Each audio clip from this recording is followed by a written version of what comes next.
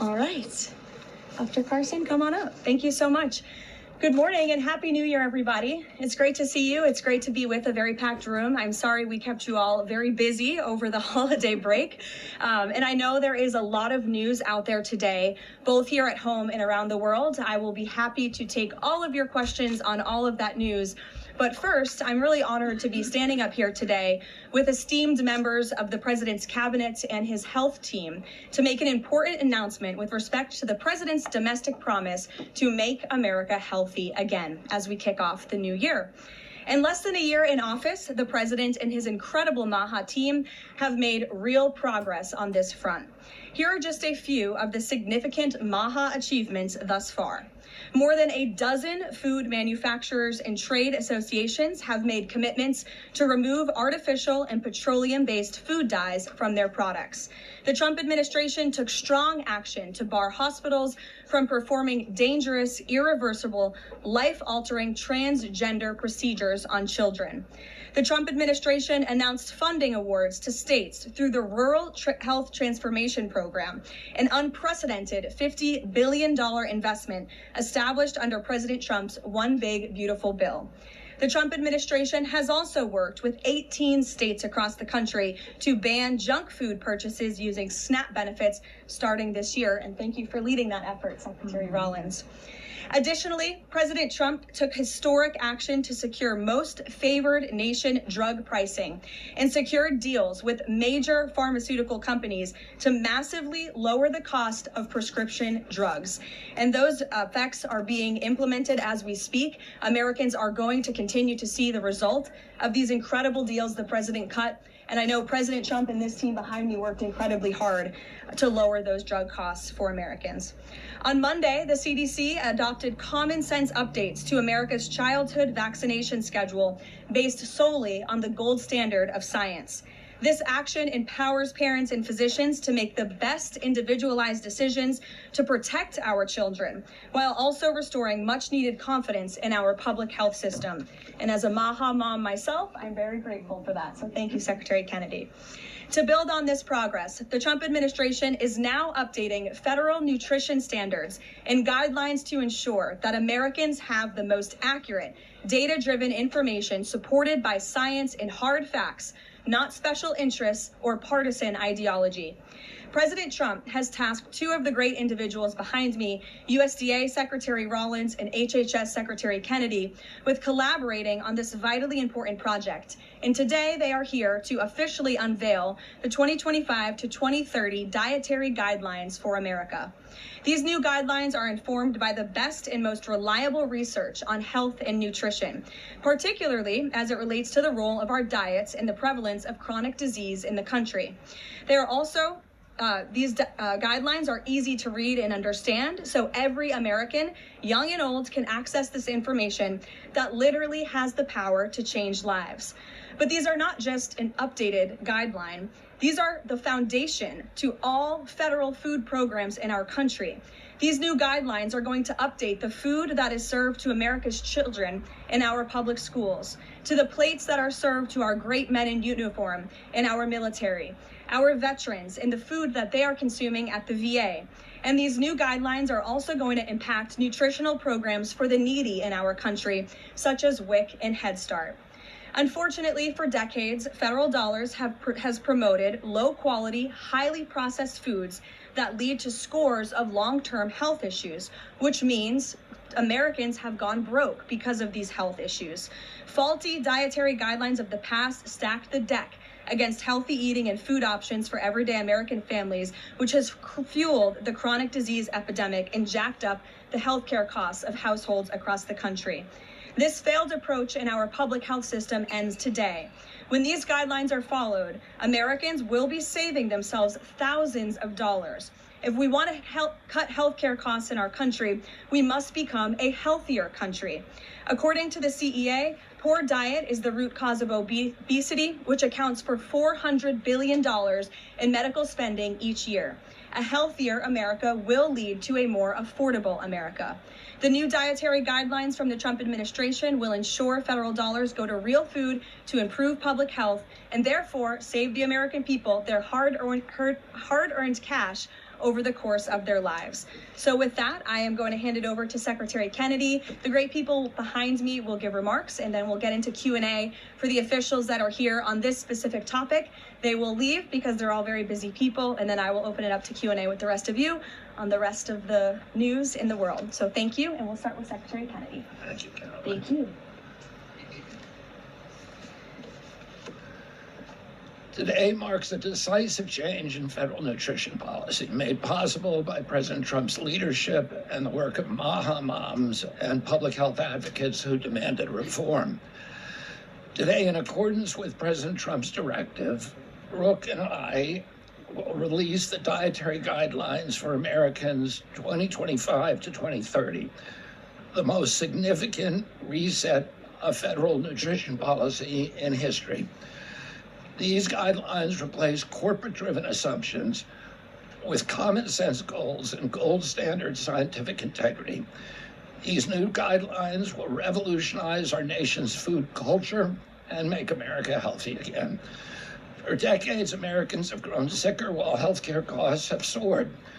The reason is clear. The hard truth is that our government has been lying to us to protect corporate profit-taking, telling us that these food-like substances were beneficial to public health. Federal policy promoted and subsidized highly processed foods and refined carbohydrates and turned a blind eye to the disastrous consequences. Today, the lies stop. The new guidelines recognize that whole, nutrient-dense food is the most effective path to better health and lower healthcare costs. Protein and healthy fats are essential and were wrongly discouraged in prior dietary guidelines. We are ending the war on saturated fats. Diets rich in vegetables and fruits reduce disease risk more effectively than many drugs. Whole grains outperform refined carbohydrates. Added sugars, especially sugar-sweetened beverages, drive metabolic disease, and today our government declares war on added sugar. Highly processed foods loaded with additives, added sugar, and excess salt damage health and should be avoided. As Secretary of Health and Human Services, my message is clear: eat real food. Nothing matters more for healthcare outcomes, economic productivity, military readiness, and fiscal stability. The dietary guidelines shape dozens of federal feeding programs, including Head Start. These standards affect 45 million school lunches every day, meals for 1.3 million active duty service members, and food served to 9 million veterans in VA hospitals. Today begins the work of aligning those programs with affordable, whole, nutrient-dense food. Implementation requires coordination across the government. I'm working with many of my fellow cabinet secretaries to deliver results. I want to thank Bobby Mukamala, thank you very much, who is the president of the American Medical Association, for committing to mobilize the medical community on nutrition. And I thank also the American Academy of Pediatrics for partnering on this effort. I also look forward to working with Dr. Jay Bhattacharya and Dr. Marty McCary to fund and prioritize rigorous nutrition research at the NIH and at the FDA. The stakes are measurable and severe. A Johns Hopkins analysis estimates that 48% of every federal taxpayer dollar now goes to healthcare. The CDC reports that 90% of healthcare spending treats chronic disease. That means that 40%, 40 cents of every dollar that taxpayers pay in this country is going to treat diseases that could be averted through good food. The United States has the highest obesity and type 2 diabetes rate in the developed world. We spend 3 times more per capita than the European Union on healthcare, yet our life expectancy is 5 years lower, largely due to diet-related chronic disease. Our childhood obesity rate is 5 times higher than countries like France. 1/3 of U.S. teens have prediabetes, over 35% are overweight, or obese, and 20% of young adults have non-alcoholic fatty liver disease.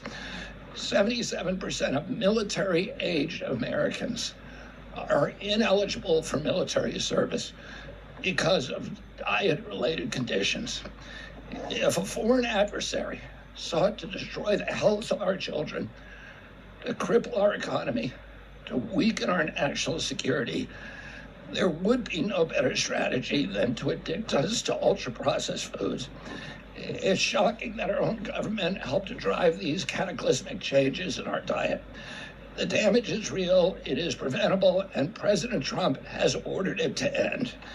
If the United States reduced obesity, type 2 diabetes, heart disease, and Alzheimer's to Japanese levels, we would save approximately $600 billion a year. About 50% of Medicare's projected long-term deficit, or $5,000 per family annually. Current policy worsens the problem. 42 million Americans rely on SNAP, where common purchases include sugary drinks, candy, and chips. 78% of SNAP recipients are enrolled in Medicaid, and 90% of Medicaid spending goes to chronic disease. These incentives raise healthcare costs and undermine health. This must change. A new framework centers on protein and healthy fats, vegetables, fruits, and whole grains. And you can see the food pyramid here.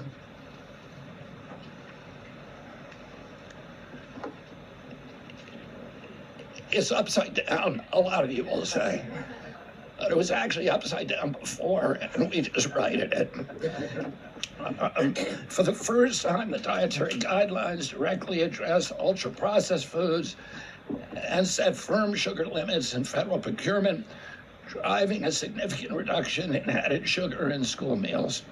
I want to thank President Trump for his leadership and the partners committed to ensuring that federal food dollars support real food and better health. Thank you. And I want to introduce my partner and a friend, Brooke Rollins, who is an extraordinary collaborator on this. Thank you. Well, good morning, everyone. Happy New Year. What a honor to be here. I think this is Caroline's first press conference back, and what a great way to start the new year, 2026. I want to thank Secretary Kennedy. Your commitment to the well-being of Americans is such a blessing to this nation. We have been working on these new dietary guidelines really since almost day one. Bobby and I were voted on the same day and sworn in on the same day. So I think the partnership from minute one has been real and extraordinary. As Secretary Kennedy mentioned, America is in the middle of the worst chronic health crisis in our nation's history. Over 40% of the roughly 73 million children in the United States have at least one chronic health condition, and nearly 90% of healthcare spending goes toward treating people with chronic disease. Secretary Kennedy mentioned that, but it is really important to keep underscoring that fact. This crisis is unacceptable. It prevents Americans from living healthy and happy lives. And for decades under both Republicans and Democrats, federal incentives have promoted low quality, highly processed foods and pharmaceutical interventions instead of prevention. As a result, nutrient-dense whole foods grown by America's farmers and ranchers have been increasingly displaced. The Trump administration is acutely aware of this danger, and today this announcement is making a major step in doing something about it. Thankfully, the solution is simple and should be non-controversial: eat real food. This is the main message of the new Dietary Guidelines for Americans 2025 to 2030, which encourage households and schools to prioritize whole, nutrient-dense foods. That means more protein, more dairy, more healthy fats, more whole grains, more fruits and vegetables, whether they are fresh, frozen, canned, or dried. We are finally putting real food back at the center of the American diet. Real food that nourishes the body, restores health, fuels energy, and builds strength. This pivot also leans into the abundant, affordable, and healthy food supply already available from America's incredible farmers and ranchers. By making milk, raising cattle, and growing wholesome fruits, vegetables, and grains, they hold the key to solving our national health crisis. And President Trump is mobilizing government to ensure families across America have greater access to these healthy foods. In the past 12 months, inflation has slowed and wages have risen for the first time in 5 years. Under President Trump's leadership, prices for everyday staples are declining and more help is on the way.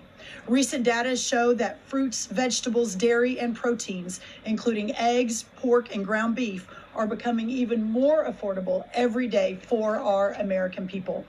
American households enjoy the most affordable and abundant food in the world, and today's release only reinforces that reality.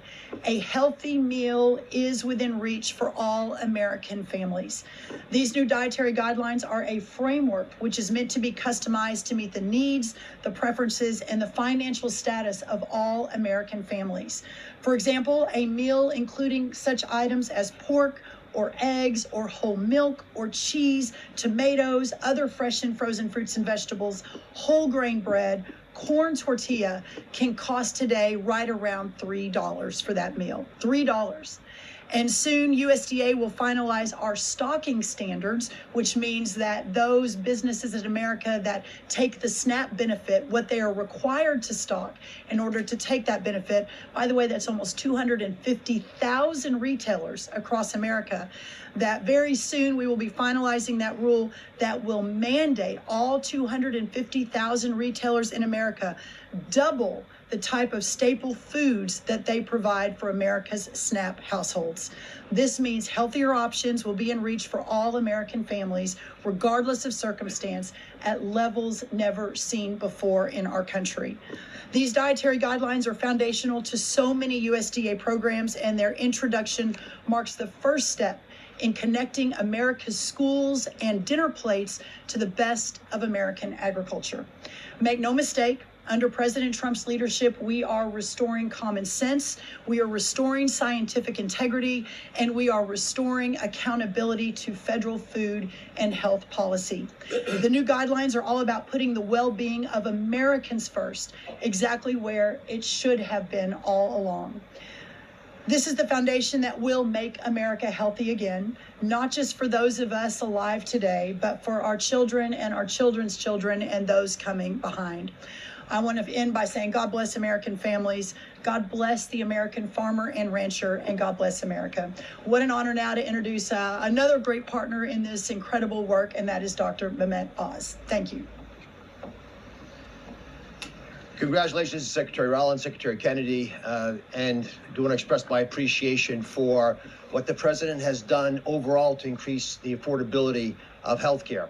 The biggest accomplishment, perhaps, for the health system, ability to drop down prices last year was the most favored nation drug pricing that Caroline mentioned. These are incredibly effective at reducing the costs, for example, of what the president calls the fat shot. The Ozempic, GLP-1s category of medications. We dropped them dramatically. But the best way to reduce drug spend in America is to not need the drugs in the first place. What you're hearing today with these dietary guideline adjustments are going to be massively effective, and not just dropping the need for us to buy these weight loss drugs, but buy these expensive drugs for autoimmune problems. We have evidence that food is medicine when it comes to conditions as varied as mental health issues, from Alzheimer's and depression to fundamental realities of how children learn in school. So the question then becomes, what is this actually going to do in dollars and cents? And I had the group at CMS run some numbers for us to try to give you concrete assessments of how much this will drop the spend that the federal taxpayer must make for Medicare and Medicaid. And I'm more optimistic today than ever that we can address the fast rising rate of healthcare expenses in America because of movements like this. Right now, we're increasing health expenditures in America at roughly twice the rate of the GDP growth. We will correct that if we can get America to be healthier, because you can't be a wealthy nation without being a healthy nation. So 2 numbers for you to remember. The first is $30 billion. Why? 30% of healthcare costs are directly attributable to obesity. I'm not talking about indirect associated expenses, which are also present, but a very conservative number, 30%, are directly attributed to obesity. That's about $300 billion a year for just Medicare, If we were to affect obesity by 10%, which is an incredibly conservative and justifiable assumption that has been borne out in evidence-based dietary experiments and trials, just that alone is $30 billion of reduction of expenses for Medicare rather. That's also obviously correlated with Medicaid reduction in spending. In Medicaid, it's a different opportunity because in Medicaid, we educate children. 53% of children in America are covered by Medicaid or CHIP. And we have programs to teach kids and their parents what to eat, and how to make these dietary guidelines that Secretary Rollins, Secretary Kennedy have crafted with the teams into practice. It will dramatically change the natural history of how children are able to participate in life. But let me give you one last number. If we're able to get the average American, who today retires on average at age 61, get them just to work 1 year longer, because they feel so vital, so strong, so bullish about their future, because they're feeding their bodies nutrients that are essential to their high-functioning productivity, we will increase the overall GDP of our nation by trillions of dollars. So we will reduce healthcare expenses. At the same time, we jazz up the U.S. economy with trillions of dollars created by the productivity of American workers. God bless you both for making the DGA feasible and making it perhaps the wisest investment we could make in our communities.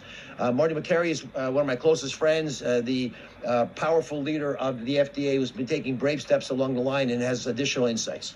Thanks. Thank you, Dr. Oz. Today marks the beginning of the end of an era of medical dogma on nutrition. For decades, we've been fed a corrupt food pyramid that has had a myopic focus on demonizing natural, healthy, saturated fats, telling you not to eat eggs and steak, and ignoring a giant blind spot: refined carbohydrates, added sugars, ultra-processed food. This study in JAMA now shows that 60% to 70% of kids are getting their calories from ultra-processed foods. That's an epidemic. We now have a generation of kids addicted to refined carbohydrates, low in protein. They are literally nitrogen negative because we've used old flawed studies that used urine nitrogen to estimate body protein metabolism, and they missed the mark. The old guidelines had such a low protein recommendation that we are increasing that by 50 to 100%. Kids need protein. The old protein guidelines were to prevent starvation and withering away. These new protein guidelines are designed for American kids to thrive, and they're based on science, not on dogma. We have 40% of our kids now with a chronic disease. It is not their fault. This is something that is the result of bad advice from the government and a medical establishment that for decades peddled research from a flawed 1960s model. Today, we are setting the record straight. This is not a willpower problem of our nation's kids. This is something adults have done to kids, and we're going to fix it. And so, as Dr. Oz said, the best way to lower drug prices is for people to stop taking drugs they don't need. We are going to finally address the root causes of our broken healthcare system: insulin resistance and general body inflammation, advanced by the protein-poor, micronutrient-poor, ultra-processed, refined carbohydrate diet that kids are addicted to today. And so, on behalf of the Food and Drug Administration, we are proud to be a part of this. We are grateful to be contributing to this work. Thank you, Secretary Rollins. Thank you, Kyle Diamantis, the best deputy commissioner for food at the FDA the agency has ever had. This is a historic day in America. Thank you, Caroline. Thank you, Dr.